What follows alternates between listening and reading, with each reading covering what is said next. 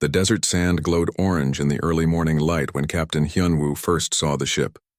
It sat half buried in the Gobi Desert like a metal mountain, its surface still smoking from atmospheric entry.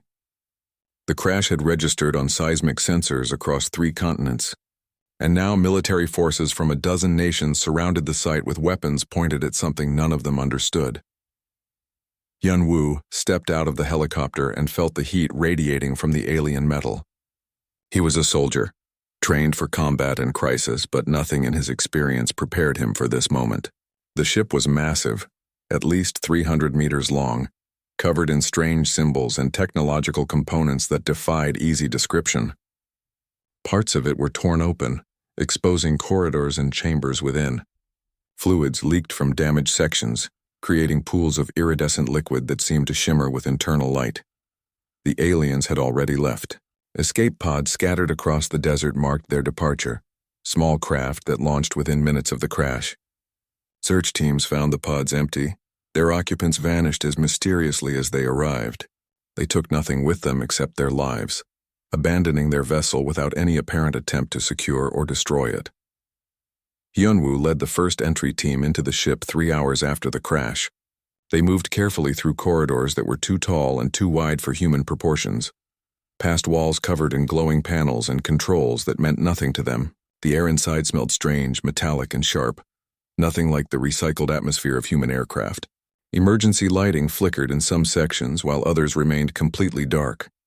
The ship's interior told a story of catastrophic damage. Entire sections were crushed or torn apart. Cables hung from ceilings like vines. Strange machinery lay scattered across floors, some pieces still sparking with residual energy.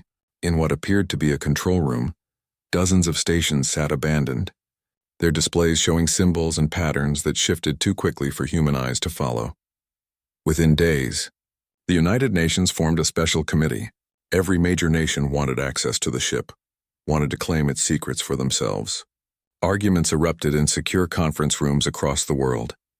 Wars had started over less valuable prizes, but cooler heads prevailed with a simple argument. No single nation had the expertise to understand this technology alone. They would need to work together or gain nothing. The Terran Advancement Initiative was born from necessity and ambition. Scientists, engineers, and military personnel from around the world converged on a newly constructed facility in Nevada, where the ship had been transported in pieces. The logistics of moving something so massive boggled the mind, but humanity managed it through sheer determination and the world's largest cargo aircraft working in coordination. Dr. Jisoo arrived from Seoul 6 weeks after the crash. She was 32 years old and already considered one of the most brilliant minds in quantum physics. When she first entered the reassembled ship in its underground hangar, she stood silent for 10 minutes, simply staring at the reactor core visible through reinforced windows. It was beautiful and terrifying, a sphere of crystalline material suspended in a containment field that flickered with colors that shouldn't exist. Taeyang came with her, younger and less diplomatic but equally brilliant. He specialized in materials science and took one look at the ship's hull before declaring it impossible. The metal was too light and too strong, its molecular structure organized in ways that violated several established principles of materials engineering. When he said impossible, he meant it as a challenge. Hana was already there, brought in during the first week because someone needed to make sense of the ship's computer systems. She was a software architect who built AI systems for a living, but nothing prepared her for alien code. The ship's systems operated on principles that seemed almost biological, adapting and changing in response to damage. Traditional computer logic didn't apply. She spent her first month simply watching patterns, trying to understand a form of intelligence that evolved along completely different lines. Dong-hyun was the oldest of them, a mechanic who worked his way up from military maintenance crews to become chief engineer for Korea's aerospace program. He had rough hands and a rougher manner, but he understood machines in a way that transcended education. When others saw alien technology, he saw mechanical principles that could be learned and applied. Pumps were pumps regardless of their origin. Hydraulics followed physics. Everything had a purpose that could be discovered through careful observation. The team's first major discovery came 3 months into the project. Jisoo managed to access the ship's automated logs through a combination of patience and mathematical analysis. The logs were corrupted and fragmentary, but they told a story. The ship belonged to something called the Thalvir Sovereignty. It had been damaged in battle, its quantum drive malfunctioning during an emergency jump. The crew evacuated because they considered the vessel beyond repair. Their civilization built ships in orbital manufactories using prefabricated components. When something broke, they replaced it. The concept of field repair using improvised methods was foreign to them. This revelation changed everything. The Thalvir abandoned the ship not because it was completely destroyed, but because they lacked the ability to fix it with available resources. They were sophisticated but inflexible, powerful but unable to adapt. Hyun-woo understood the implications immediately. He had commanded troops in situations where supply lines were cut and standard equipment failed. Soldiers learned to improvise or they died. Humanity's entire history was adaptation and innovation in the face of scarcity. What the aliens saw as impossible might be merely difficult for human ingenuity. The work began in earnest. Teams dismantled systems carefully, documenting everything, photographing components from every angle, scanning structures at the molecular level. They built testing facilities to experiment with alien materials. They created simulation software to model how systems might function. Progress was measured in millimeters and small victories. Not everything went smoothly. 2 researchers died when they accidentally activated a weapon system that was still functional despite the ship's damage. The incident led to new safety protocols and reminded everyone that they were playing with forces they barely understood.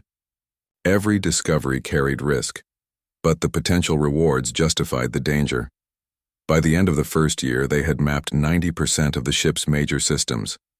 They understood basic principles even if the engineering remained beyond them. The faster-than-light drive operated by manipulating space itself through controlled exotic matter reactions. The hull was a composite of materials that could self-repair given energy and time. The weapons used directed energy and kinetic projectiles accelerated to relativistic speeds. Hyun-woo stood in the main hangar late one night, looking at the partially reassembled ship. It was still broken, still impossible by conventional thinking, but he had seen his team make progress that military analysts said would take decades. They were learning not just to understand alien technology, but to think about engineering problems in new ways. The ship represented something more than advanced technology. It represented possibility. Humanity had always been good at taking broken things and making them work again. They just never had something this magnificently broken to work with before. 3 years had passed since the crash, and the facility in Nevada had grown into a small city underground. Thousands of people worked in shifts around the clock, each focused on understanding a different piece of the alien puzzle. The work was slow and frustrating, filled with dead ends and dangerous mistakes. But humanity persisted with stubborn determination. Jisoo had barely left the facility in 18 months. Her workspace was covered in papers filled with equations that would look like abstract art to anyone else. She had lost weight and gained gray hair, but her eyes burned with the intensity of someone on the verge of a breakthrough. The quantum core had become her obsession, a puzzle that refused to be solved through conventional thinking. The core itself was beautiful in a terrifying way. It sat in a specially built containment chamber, a crystalline sphere the size of a small car that pulsed with light that seemed to come from another dimension. The Thalvir had built it using principles that human physics only theorized about, manipulating exotic matter in ways that should be impossible. But it was damaged, fractures running through the crystal like scars, disrupting the precise fields needed for faster-than-light travel. Every expert who examined it said the same thing. It was beyond repair. The crystalline structure was too complex, grown in zero gravity using processes humanity didn't understand. Attempting to fix it would likely cause a catastrophic failure that could level the entire facility. They should abandon this approach and focus on other systems. Jisoo disagreed. She spent months studying the fracture patterns, running simulations on every computer system available. The core wasn't destroyed, just broken. The difference mattered. Broken things could be fixed if you understood how they worked and had the courage to try. She began to see a path forward, not by replicating Thalvir methods, but by combining their principles with human engineering. Her proposal was radical. Instead of trying to repair the crystal itself, she wanted to bridge the fractures with human-made exotic matter generators, tiny devices that could maintain the necessary fields across the damaged sections. It would turn one perfect system into a network of interconnected components, inelegant but functional. She called it hybrid architecture, and it made the other scientists nervous. Tae-Yang had his own battles with the hull material. He had spent 2 years trying to understand the alloy's molecular structure, and the more he learned, the more impressed he became. The material could self-repair when provided with energy, reorganizing its atomic bonds to seal breaches. It was stronger than steel but lighter than aluminum, and it conducted heat away from damage points automatically. Replicating it exactly was impossible with human manufacturing capabilities. The Thalvir grew their hull material in vast orbital forges using processes that took months and required zero gravity throughout. Earth didn't have those resources. But Tae-Yang refused to accept defeat. If he couldn't replicate the material, he would create something inspired by it. He began experimenting with composites, mixing recovered alien materials with human-made carbon nanotubes and smart polymers. The resulting substance was different from the original, lacking some properties but gaining others. It couldn't self-repair as efficiently, but it was more resistant to temperature extremes. It wasn't as light, but it could be manufactured on Earth using existing industrial facilities. The first test panel shattered under stress testing. The second melted. The seventh showed promise. By the 20th iteration, Tae-Yang had created something that worked. It wasn't alien technology, and it wasn't purely human either. It was something new, born from the marriage of two different approaches to engineering. Hana faced perhaps the greatest challenge of anyone on the project. The ship's artificial intelligence was completely alien in its thinking patterns. It didn't process information linearly like human computers. Instead, it operated through what seemed like quantum probability clouds, considering thousands of potential states simultaneously and collapsing into specific solutions only when necessary. Trying to replicate it was impossible and potentially dangerous. An alien intelligence that powerful, if awakened and hostile, could be catastrophic. But the ship needed some kind of AI to coordinate its complex systems. Hana needed to create a bridge, a way for human technology to communicate with Thalvir systems. She approached the problem like a translator between two languages that shared no common root. She built a new AI from scratch, designed specifically to interpret alien code and convert it into commands human computers could process. It was crude compared to the original system, requiring more hardware and running slower, but it worked. The translator AI could read Thalvir sensors and route that data to human displays. It could take human commands and convert them into signals the alien engines understood. The first successful test brought tears to her eyes. A human-built computer successfully commanded an alien thruster to fire. It was a tiny step, but it proved the concept. Different technologies could work together if someone built the right bridge between them. Dong-hyun and his engineering teams worked on the physical systems, the pumps and conduits and mechanical components that made the ship function. Much of the original machinery was destroyed or too alien to replicate. His solution was pragmatic. Replace what was broken with human equivalents that served the same purpose. Alien plasma conduits became reinforced titanium pipes carrying superheated gas. Gravitic stabilizers were supplemented with conventional gyroscopes. The elegant Thalvir systems became hybrid arrangements where human engineering filled the gaps left by damage. It made the ship heavier and less efficient, but it made the ship functional. Dong-hyun's philosophy was simple. A working solution was better than a perfect theory. He didn't care if his repairs looked crude compared to the original systems. He cared that when someone turned a valve, fluid flowed where it was supposed to flow. When someone pressed a button, something happened. Beauty could come later. Function came first. General Hyunwoo, promoted for his leadership during the project's early days, focused on the human element. Technology meant nothing without people who could use it. He began training the first human crew for the ship, selecting pilots and engineers who showed not just skill but adaptability. Flying this vessel would require thinking in new ways, solving problems that didn't exist in any manual. The training was intense and dangerous. Simulators could only approximate the experience of controlling systems that operated on alien principles. Several trainees washed out, unable to adapt their thinking. Those who succeeded shared a common trait. They didn't try to force the ship to work like human vessels. They learned to work with its alien nature, understanding its quirks and accommodating its unique requirements. By early 2053, 6 years after the crash, the ship was ready for its first test. The quantum core hummed with power, held stable by Jisoo's hybrid system. The hull gleamed with Taeyang's composite armor. Hana's translator AI coordinated dozens of systems simultaneously. Donghyun's repairs held under pressure testing. Hyunwoo's crew stood ready at their stations. The moment of ignition was held in an underground chamber large enough to contain a catastrophic failure. Every scientist and engineer who worked on the project watched from behind reinforced windows. If something went wrong, if the core destabilized or the systems failed, years of work would end in an explosion that would be visible from orbit. Jisoo initiated the startup sequence. The quantum core began its spin-up cycle, exotic matter fields synchronizing across the fracture lines.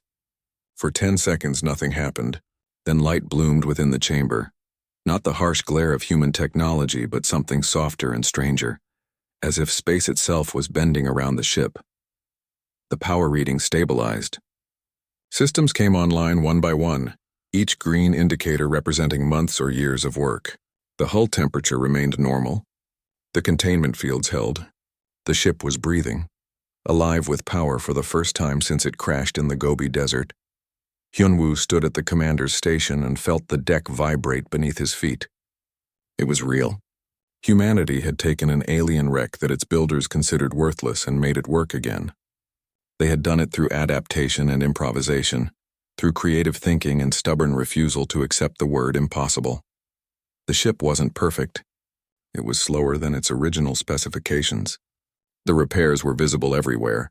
Human components integrated with alien technology in ways that would probably horrify the Thalvir engineers. But it worked, and that was enough.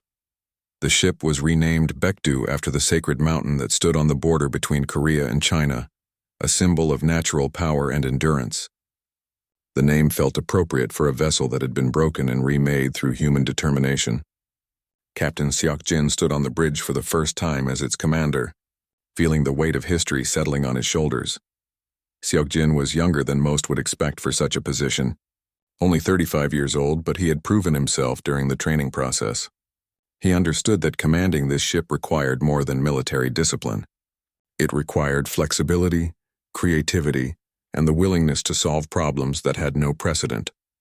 He was a good pilot and a better leader, someone who listened to his crew and trusted their expertise. The maiden voyage was planned as a short jump to Mars, a relatively safe distance that would test the faster-than-light drive without venturing too far from Earth. If something went wrong, they could potentially limp back on conventional drives. If something went catastrophically wrong, at least they would fail close to home. The crew consisted of 20 people, each cross-trained in multiple systems because redundancy was survival in space. Jisoo was aboard as Chief Science Officer, monitoring the quantum core during its first real operation. Hana manned the technology stations, her translator AI working constantly to keep human and alien systems synchronized. Donghyun led the engineering team in the lower decks, ready to improvise repairs if anything broke. The jump sequence began at dawn on a clear morning in 2053. The Baekdu hung in orbit above Earth, its hull reflecting sunlight in strange ways thanks to Taeyang's composite armor. Inside, the crew ran through final checks with practiced efficiency. Every system showed green. The quantum core was stable.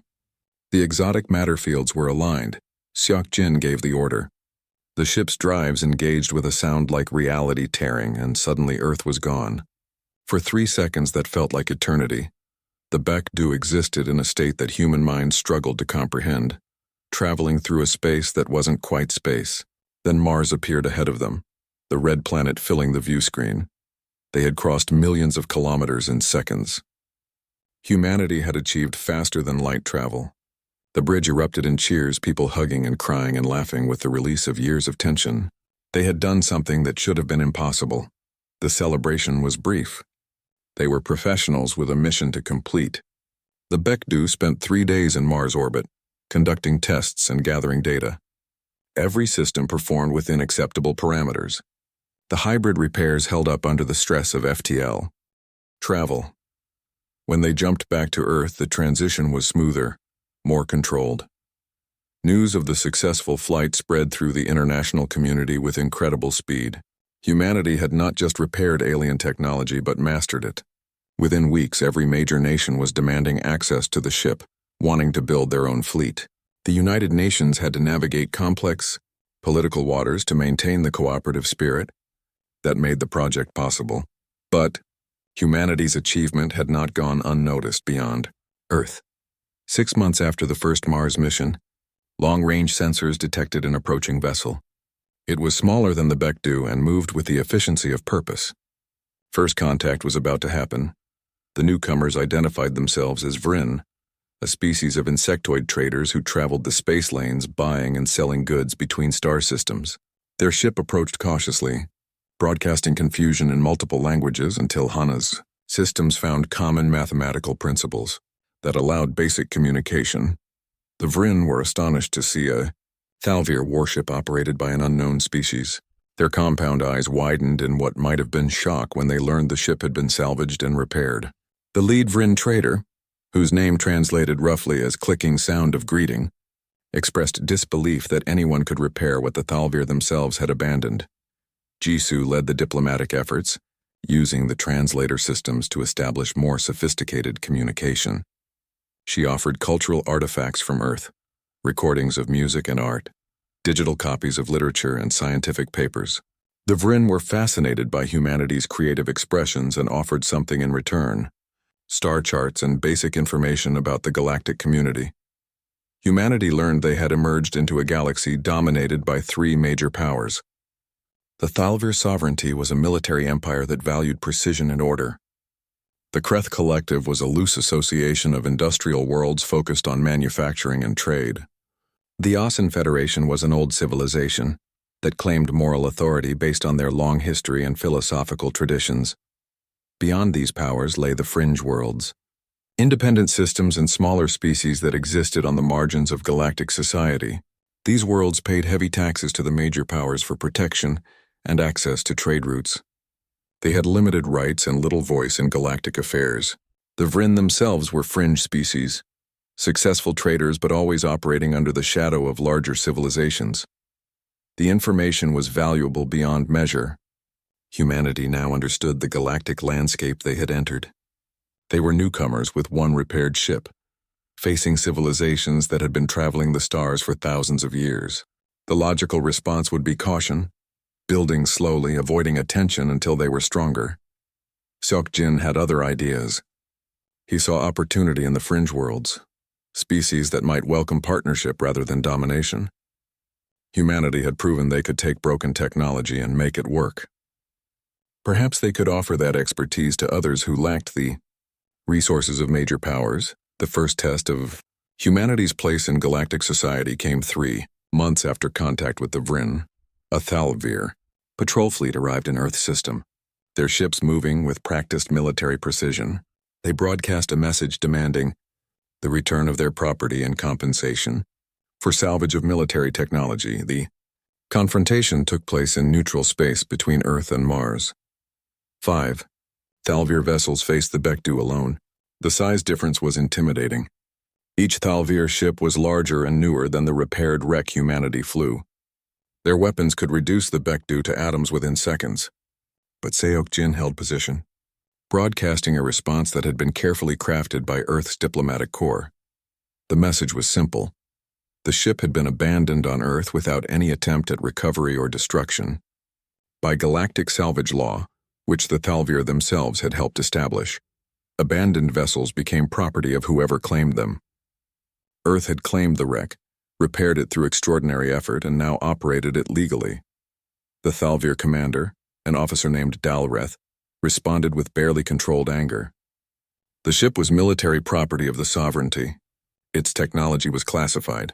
Allowing a primitive species to operate it was unacceptable. They would take the vessel by force if necessary. Seokjin's response was calm and measured. The Bekdu was in Earth space with Earth's crew. Any attack would be an act of war against humanity, and a violation of the same salvage laws the Thalvir claimed to uphold.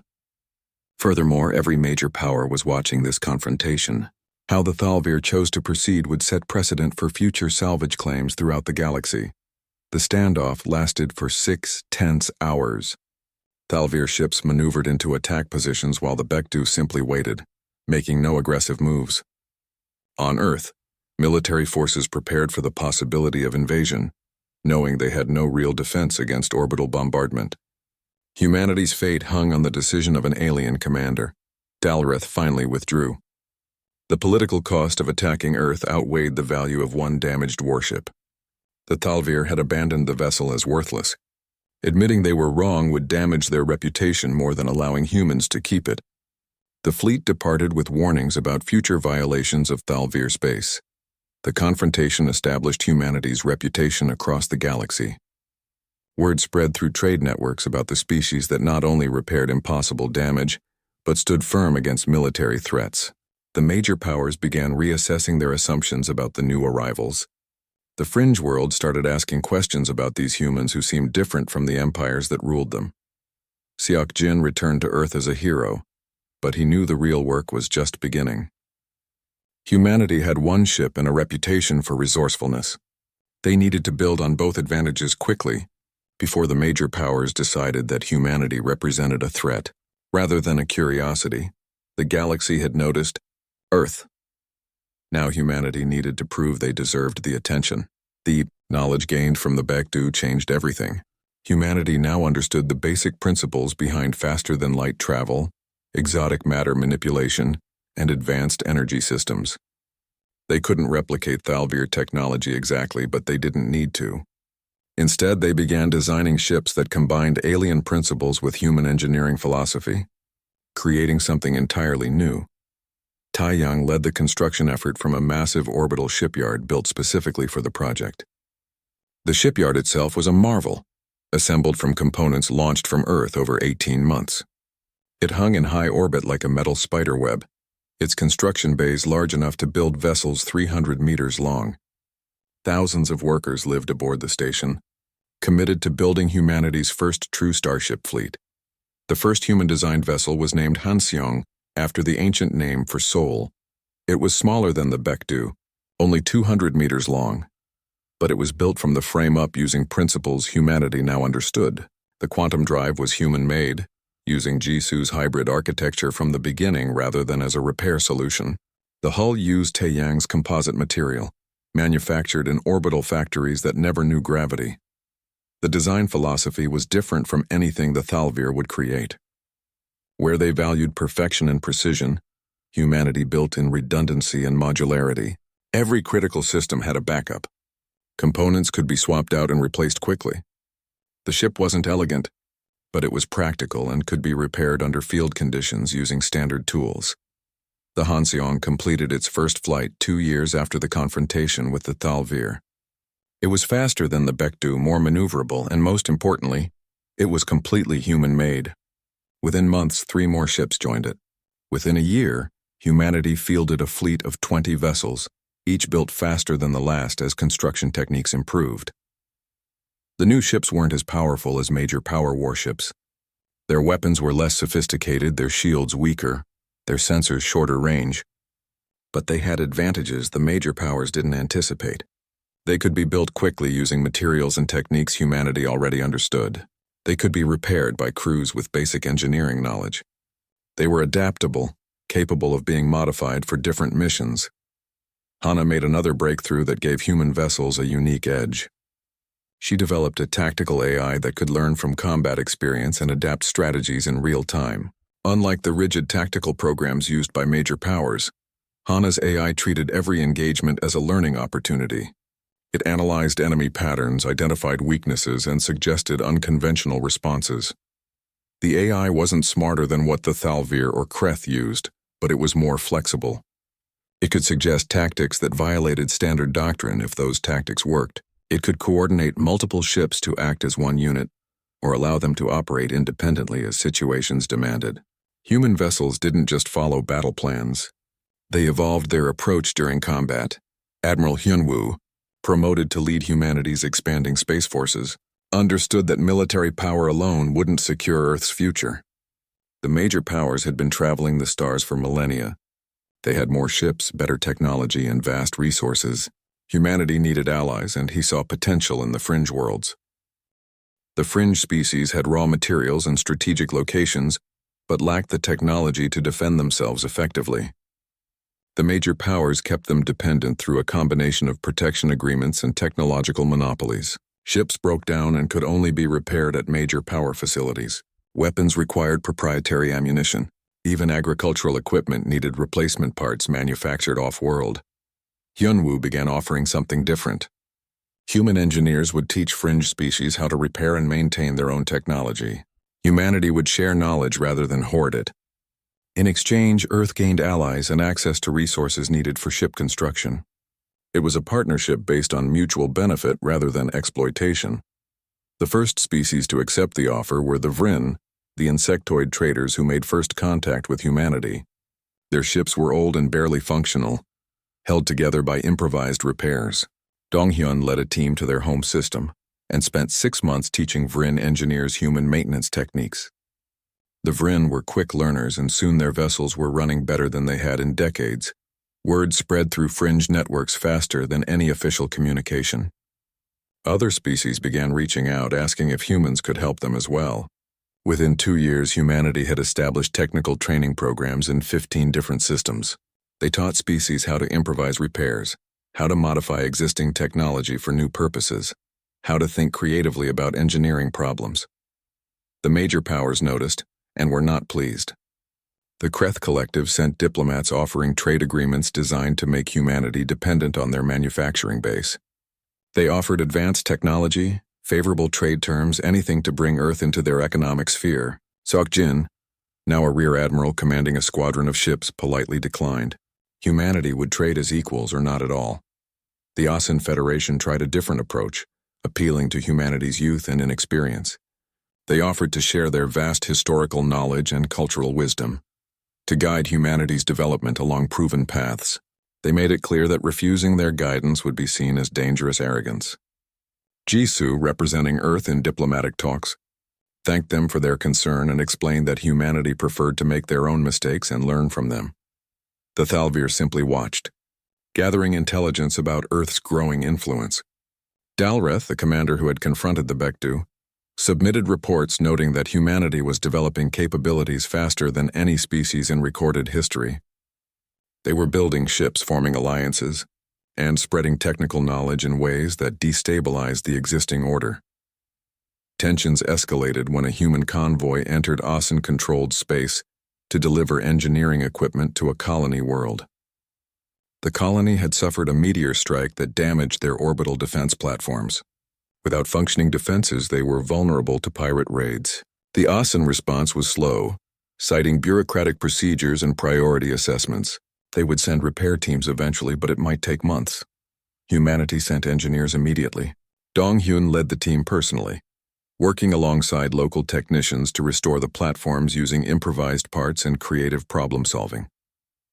The defenses came back online within 3 weeks, functional if not pretty. The colony's population was grateful, but the Asen government was furious. They saw it as interference in their internal affairs, a violation of their sovereignty. They accused humanity of undermining established procedures and encouraging rebellion. When diplomatic protests failed to generate a response, they decided to send a message through military force. A battle group was dispatched to intercept human vessels and escort them out of Asen space permanently. The Battle of Kepler 442 happened near the colony humanity had just helped. 5 Asen warships encountered a human convoy of 4 vessels escorting 2 transport ships. The Asen commander broadcast a simple message: leave immediately or be destroyed. Rear Admiral Seok-jin, commanding from the lead human vessel, refused. The battle began with the Asen expecting easy victory. Their ships were larger, their weapons more powerful, their crews more experienced. They followed standard naval doctrine, forming a battle line and engaging at maximum effective range. Human ships scattered instead of maintaining formation, moving in seemingly random patterns that made targeting difficult. The first surprise came when Asen vessels started taking unexpected damage. Human weapons were weaker individually, but the tactical AI coordinated fire from multiple ships to overwhelm local shields. The second surprise came when an Asen cruiser suffered a cascade failure in its power systems and had to withdraw. Human electronic warfare specialists had exploited a vulnerability in Asen computer networks. The battle lasted 6 hours and was brutal for both sides. 2 human ships suffered heavy damage and 1 transport was destroyed. But the Asen battle group was forced to retreat with 3 vessels damaged beyond their ability to repair in the field. They would need to return to a major shipyard, a journey that would take weeks. The difference was revealed in the aftermath. Human ships began repairs immediately using materials and equipment they carried with them. Crews worked around the clock, fabricating replacement parts using portable manufacturing systems. Within 2 days, the damaged vessels were functional enough to jump back to human space. The Asen vessels limped away, unable to effect repairs without specialized facilities. News of the battle spread throughout the galaxy within days. Humanity had faced a major power fleet and won, not through superior technology but through adaptability and creative tactics. The tactical AI had proven its worth, identifying weaknesses and exploiting them faster than Asen crews could respond. Human emphasis on field repair had allowed them to recover from damage that would have crippled major power vessels. The galaxy's power structure began to shift. Fringe species that had been reluctant to associate with humanity now actively sought partnerships. They saw that the major powers could be challenged, that technology gaps could be overcome through clever thinking and determination.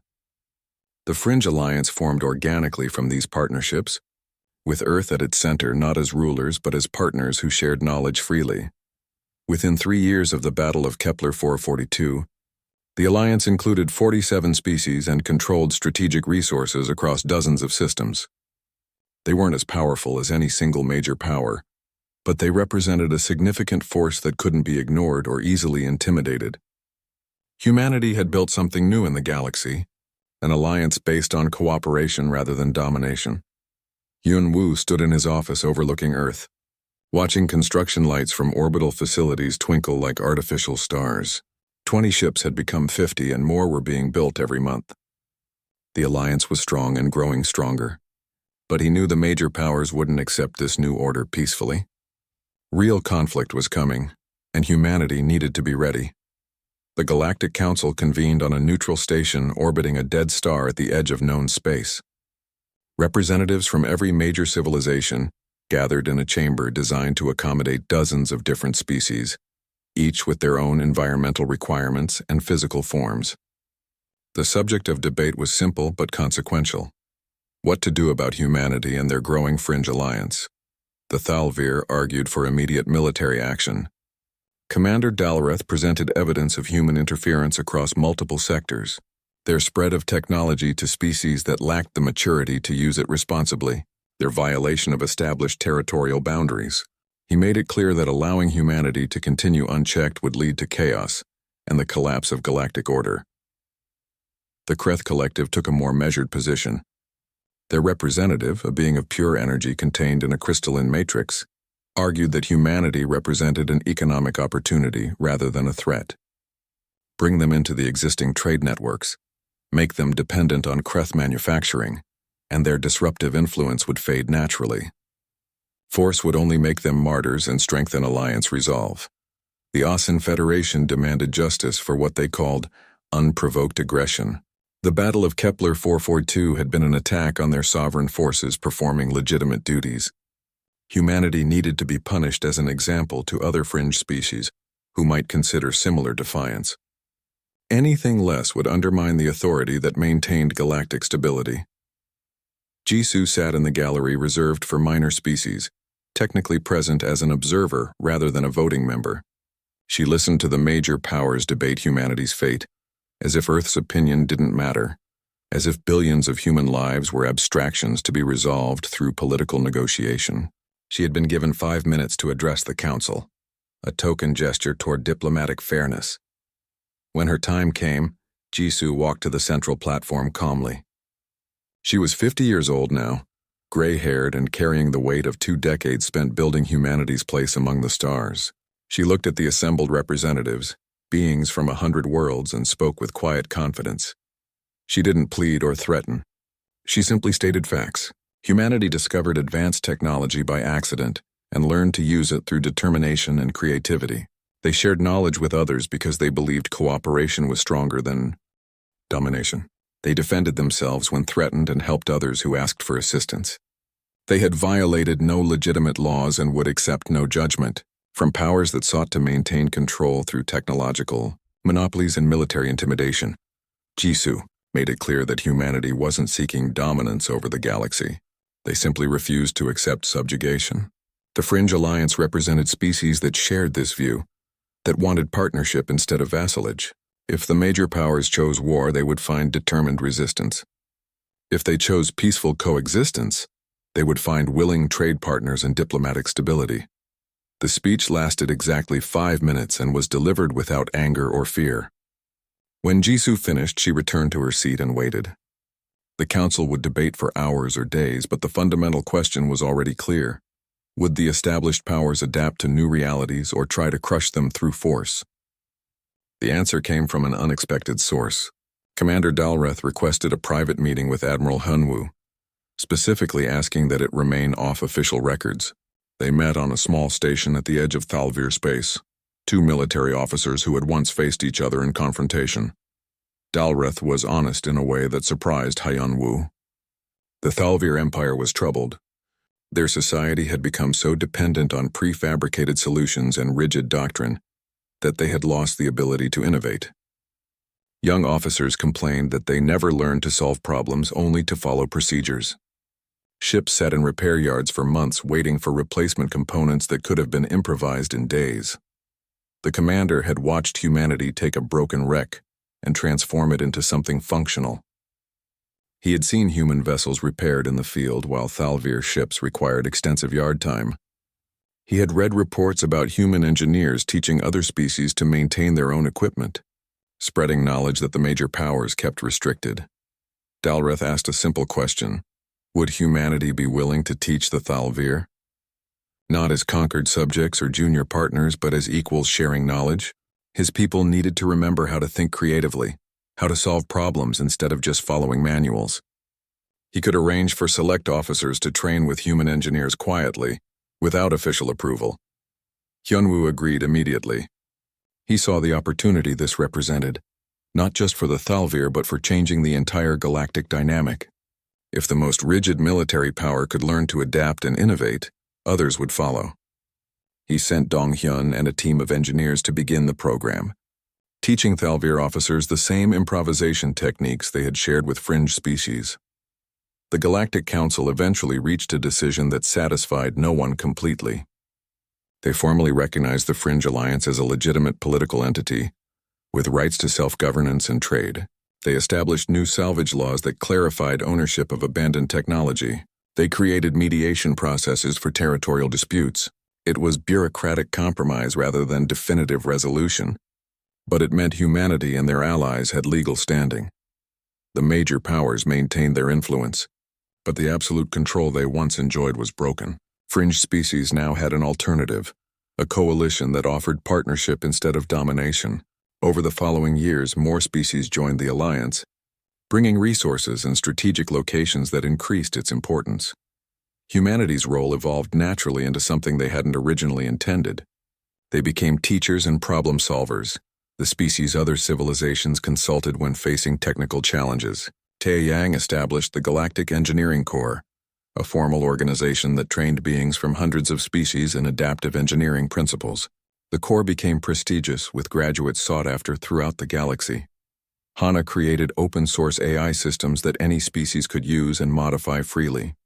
She deliberately designed them to be compatible with multiple technology bases, creating a common language for different civilizations to work together. The AI systems weren't as sophisticated as what major powers kept proprietary, but they were accessible and functional. Dong-hyun spent his final years training a new generation of engineers who saw every problem as solvable with enough creativity and determination.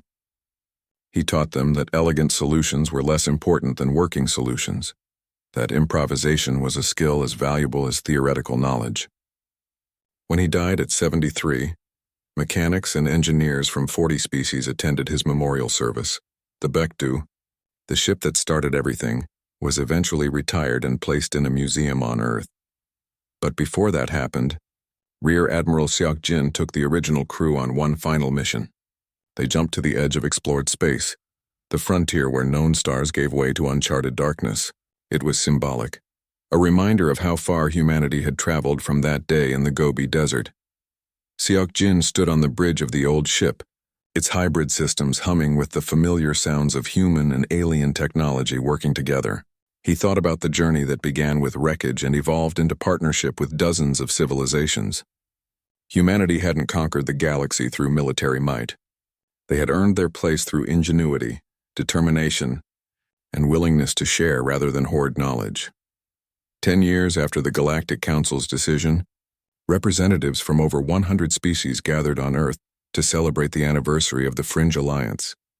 The event was held at the museum where the Becdu now rested, a reminder of humble beginnings. Dignitaries toured the ship, marveling at the crude repairs that somehow worked. The jury-rigged systems that bridged the gap between alien design and human capability. Admiral Hyunwoo, now 70 years old and officially retired, attended the celebration. He stood outside the museum as evening fell, looking up at a sky filled with ships from a dozen different species. They were friends and partners, allies who chose cooperation over domination. The galaxy hadn't become perfect or peaceful, but it had become more just. A young officer approached, recently graduated from the Galactic Engineering Corps. She asked the Admiral what he thought when he first entered the crashed alien vessel all those years ago. Hyunwoo smiled and gave her an honest answer. He had seen something broken that everyone else considered worthless. He had seen opportunity where others saw only scrap metal. But most importantly, he had seen a challenge, and humanity had never been good at walking away from challenges. They took broken things and made them work. They faced impossible problems and found solutions. It was what they did, who they were. The young officer thanked him and walked away to join other graduates celebrating their achievement. Hyunwoo watched them go, representatives of a dozen species who had learned to think like humans, to see problems as opportunities and broken systems as projects waiting to be fixed. Humanity had found a broken ship abandoned in a desert. They had repaired it, learned from it, and used it to reshape the galaxy. Not through conquest or domination, but through partnership and shared knowledge. Where aliens saw worthless scrap, humanity saw the key to the stars. And in teaching others to see the same way, humanity ensured that innovation and cooperation would define the future. The major powers still existed, still held significant influence, but they no longer controlled everything. The galaxy had become more diverse, more creative, more open to new ideas. It started with a crash in the Gobi Desert and one captain who refused to accept that broken meant worthless. It continued through years of work by scientists and engineers who believed impossible was just another word for difficult. It grew through partnerships with species tired of exploitation, species who wanted to control their own destinies. The Becdu sat in its museum, retired but not forgotten. Children from a dozen species toured the ship, learning about the moment when humanity stepped onto the galactic stage. They learned about improvisation and adaptation, about creative problem-solving and stubborn determination. They learned that technology was just tools, and what mattered was the thinking behind how those tools were used. The night sky above Earth glittered with ships and stations, artificial lights marking humanity's presence across the solar system and beyond. More ships were being built in orbital yards. More engineers were being trained in the philosophy that made humanity special. More species were joining the alliance, choosing partnership over dominance. Hyunwoo walked back toward his transport, ready to return to his family and the peaceful retirement he had earned. Behind him, the museum lights illuminated the Becdu one last time before closing for the night. The old ship had carried humanity to the stars. Now it rested, its journey complete, while the civilization it helped create continued forward. The galaxy would never be the same. Humanity had proven that newcomers with determination could rise to stand beside ancient civilizations. They had shown that different approaches to technology and society could coexist and even strengthen each other. They had demonstrated that sharing knowledge created more value than hoarding it. It all started with aliens abandoning a broken ship on Earth. Humanity reforged it to rule not through conquest, but through the revolutionary idea that everyone deserved a chance to learn, to grow, and to succeed. That simple idea changed everything.